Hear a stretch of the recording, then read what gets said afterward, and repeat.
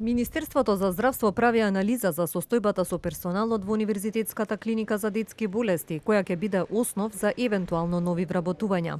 Менаџментот на клиниката не доби согласност за продолжување на работниот ангажман на 50 на лица, меѓу кои освен административен и технички, имало и средно медицински персонал. Откако вчера директорот на клиниката на пресконференција предупреди дека некои одделенија се реорганизираат за да можат да одговорат на потребите на најмалите пациенти, од ресорното министерство велат се уште се анализира.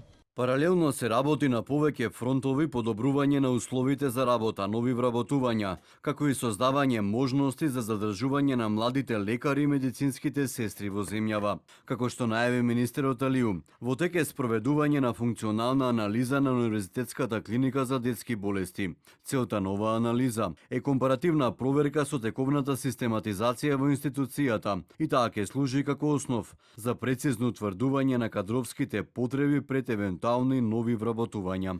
Од опозицијската СДСМ пак денеска обвинија за распад на здравствениот систем и тврдат дека нема нови вработувања затоа што нема пари во буџетот. Што треба да се случи да почине дете поради административни пречки? Кој тогаш ќе поднесе одговорност?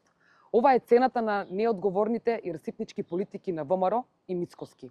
Кризата со немајнето пари во буџетот, граѓаните ја чувствуваат и по цена на живот.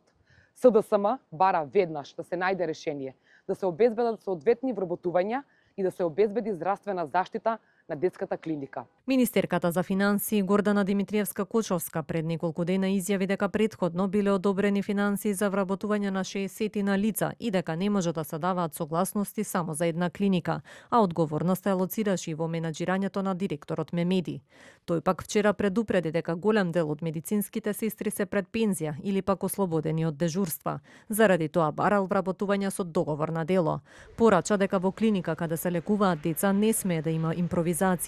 Вработените пак кои останаа без работен ангажман најавуваат повторно протест, овој пат пред Министерството за финансии.